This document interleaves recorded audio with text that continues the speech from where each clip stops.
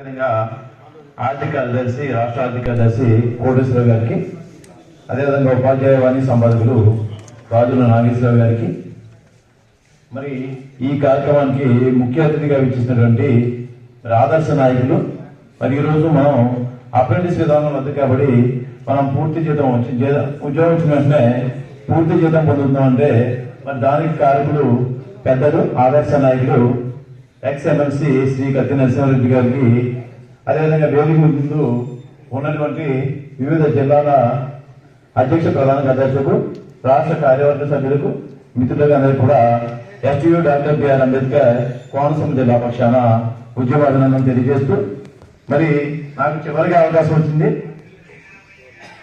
నాకు ఇంకొకరు ఉన్నారు, అయినప్పటికీ నేను కొత్తగా జిల్లా బాధ్యతలో జిల్లా ప్రధాన కార్యదర్శిగా కొత్తగా బాధ్యత తీసుకోవడం జరిగింది.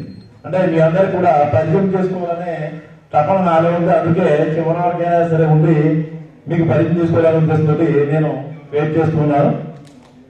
మరి ఈరోజు ఇక్కడ ఈ కార్యక్రమం ఇంత చక్కగా జరుగుతుందంటే దానికి కడప జిల్లా శాఖ ముఖ్య కారణం. ఎందుకంటే ఇంత చక్కగా ఏర్పాటు చేశారు కాబట్టి వారికి మా జిల్లా శాఖ పక్షాన వారికి అభినందన తెలియజేస్తూ, మరి ఈ రోజు ఇక్కడ ఉదయం నుంచి ఇప్పటి వరకు నేను కార్యక్రమంలో ఈ సమావేశంలో నేను హాజరయ్యాను.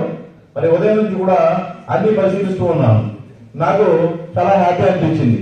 అంటే ఎప్పటి నుంచో కూడా ఆ బాధ్యతలు పైకి వెళ్ళాలి పెద్ద నాయకులు అది చేసే ఆ సభలో సమావేశం అంతా కూడా పరీక్షించాలనేసి ఎప్పటి నుంచో తప్ప అది ఈవేళ నాకు కళ నెరవేరిందిగా భావిస్తూ, ఇక మరి మా జిల్లా మెంబర్షిప్ గతసారి అయితే 3,550 మెంబర్షిప్ ఉన్నది.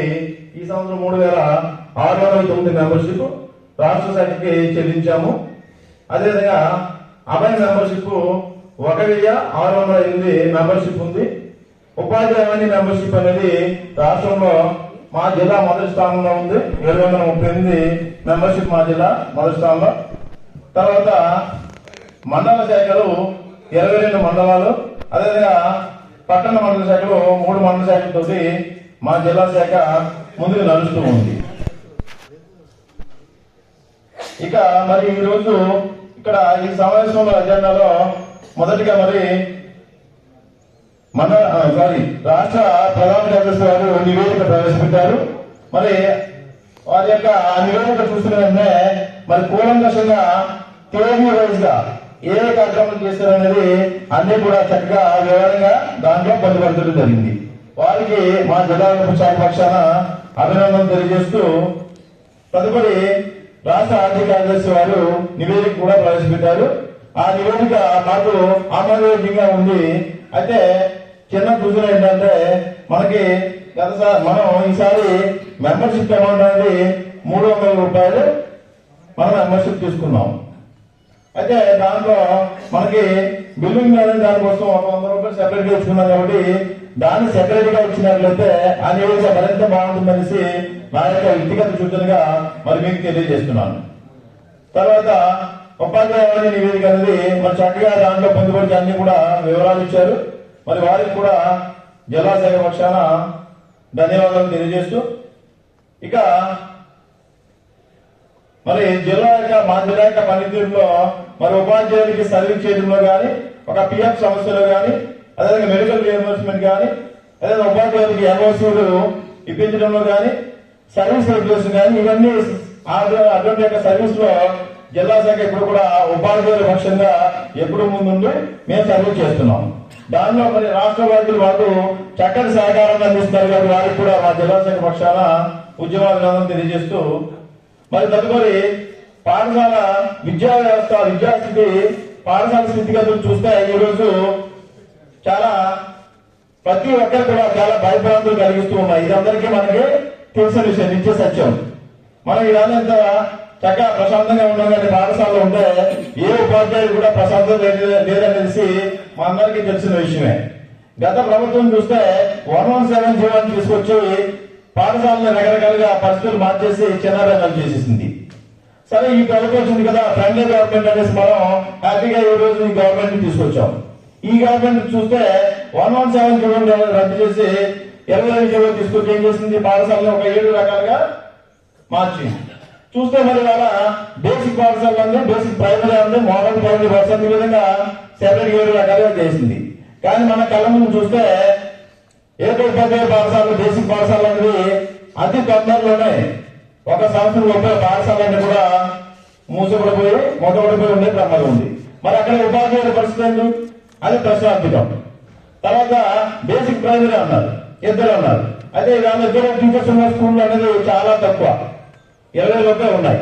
అవి కూడా తొందరలోనే క్లోజ్ అయిపోతాయి. ఇంకా మరి ముఖ్యంగా ఏంటంటే ప్రభుత్వం చేసేది కార్పొరేషన్ ని అంటే ఇమ్మీడియట్ గా వాళ్ళకి సపోర్ట్ చేస్తూ పాఠశాల తెరిచేదానికి ఏం చేస్తుంది, తల్లికి వందలు అనేసి ఇస్తుంది. ఆ పిల్లవాళ్ళు తల్లిదండ్రులు ఏం చేస్తున్నారు, ఆ అమౌంట్ తీసుకెళ్లి ప్రైవేట్ స్కూల్లో వేసేసుకుంటారు. ఇలా రాను రాను మనకి పాఠశాలలో పిల్లలు తగ్గిపోయే ప్రమాదం ఉంది. ఇక మోడల్ ప్రైమరీ పాఠశాలలు హై స్కూల్స్ మాత్రమే మిగులుతాయి.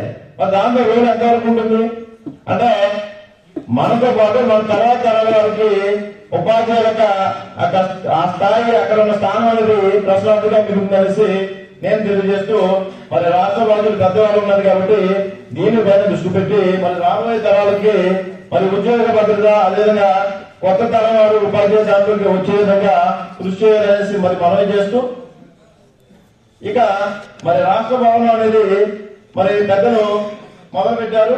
దానికి మా జిల్లా శాఖ పక్షాన ఎప్పుడు కూడా పూర్తి సహాయ సహకారాలు అందిస్తూ మరి ఆ భవనం తొందరలోనే పూర్తి అవడానికి కృషి చేస్తారనేసి భావిస్తూ, ఇక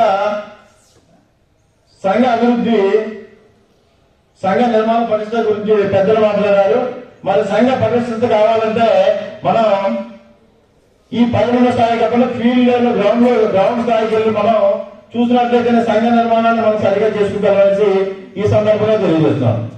ఎందుకంటే మనం పై స్థాయిని చూసే కంటే కింద గ్రౌండ్ లో రూట్స్ లెవెల్లోకి వెళ్ళి అక్కడ ఉపాధ్యాయ స్థాయిలో మండల శాఖలు ఏ విధంగా ఉన్నాయనేసి మనం ఖచ్చితంగా అక్కడ చూసినట్లయితే అక్కడ ఏ ల్యాబ్స్ ఉన్నాయో దాన్ని ఏ విధంగా పూర్చి పై స్థాయికి తీసుకురాగలనేసి మనకి తెలుస్తుంది. కాబట్టి ఖచ్చితంగా రాష్ట్ర స్థాయి, జిల్లా శాఖకి మీరు సూచించాలి.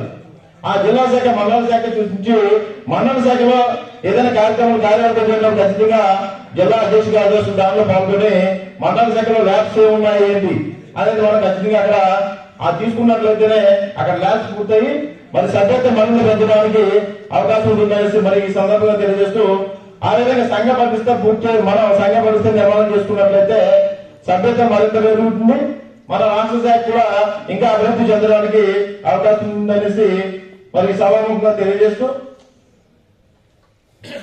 ఇక ఈరోజు చూస్తే మనకి ఉపాధ్యాయులుగా మన పరిస్థితి ఏ విధంగా ఉంది, మనకి రావాల్సిన రాయితీలు చూస్తే అన్ని కూడా పెరిగి ఒక జీతానికి మాత్రమే పరిమితం అయిపోయి ఉండే పరిస్థితి మనకు కనిపిస్తుంది. మన కళ్ళ ముందు పిఆర్సీ అనేది బకాయిలు అలాగే ఉన్నాయి. ఒక డిఏ అనేది మనం ఊరించడానికి ఒక డిఏ మాత్రమే ఇచ్చాడు. సరళ లీవ్స్ అన్ని కూడా అలాగే పెండింగ్ లో ఉన్నాయి, ఐఆర్ కూడా లేదు. ఈ విధంగా మనకు రావాల్సిన రాయితీలన్నీ కూడా మరి వచ్చే పరిస్థితి ఉన్నాయా లేదా అనేది కూడా మనకి ప్రశాంతంగా కనిపిస్తుంది. ఇక మన కళ్ళ ముందు కనిపించే పెద్ద భయంకరమైనది ఏంటంటే సిపిఎస్. మరి ప్రభుత్వం వచ్చిన వెంటనే మీకు వారం సిపిఎస్ రద్దు చేస్తామనిస్తుంది. మరి ఈరోజు చూస్తే మరి 2 సంవత్సరాల దగ్గర కాలం పోతే సిపిఎస్ అనేది రద్దు అనే పరిస్థితి లేదు. మా సోదరుడు ఒక ఆయన సిపిఎస్ గా 15 సంవత్సరాలు సర్వీస్ చేసి ఈ మధ్య రిటైర్ అయ్యాడు. ఆయనకు వచ్చే పెన్షన్ 4,000 రూపాయలు మాత్రమే పెన్షన్ వస్తుంది. అంటే 4,000 రూపాయలతో మన కుటుంబాన్ని ఏ విధంగా పోషించుకోవాలి ఏంటనేది ఒకసారి మనం అందరం ఆలోచించాలి. కాబట్టి ఖచ్చితంగా రాష్ట్ర శాఖ పెద్దలు ఉన్నారు కాబట్టి అందరూ కూడా మరి ఆలోచన సిపిఎస్ విధానాన్ని రద్దు చేయడానికి మీ వంతు కృషి చేస్తారని తెలియజేస్తూ, చివరిగా మరి ఎమ్మెల్సీ గురించి ప్రస్తావన వచ్చింది. మరి రాష్ట్ర అధ్యక్షులు డైనమిక్ నాయకులు ఎందుకు అంటున్నారంటే ఈ మాట, ఎమ్మెల్సీకి నేను పోటీ చేస్తానని ముందుకు వచ్చినందుకు వారిని మా జిల్లా శాఖ పక్షాన అభినందన చేస్తున్నాం. ఎందుకంటే సర్వీసులు ఉండగా ఆయన వాలంటీర్ రిటైర్మెంట్ ఇవ్వాలి, ఆర్థికంగా వెచ్చించాలి. ఇవన్నీ కూడా వెచ్చించి నేను ఎమ్మెల్సీగా మన సంఘ పక్షాన్ని ఉంటానేసి వచ్చినందుకు వారికి అభినందనలు తెలియజేస్తూ, మరి గతసారి ఎమ్మెల్సీగా మన సంఘ మద్దతు ఇచ్చిన వ్యక్తికి మనం అంతర్రాజ్య వరకు కూడా ఇండియా మనం ప్రయత్నం చేసి ఆయన్ని గెలిపించడానికి ప్రయత్నం చేశాం.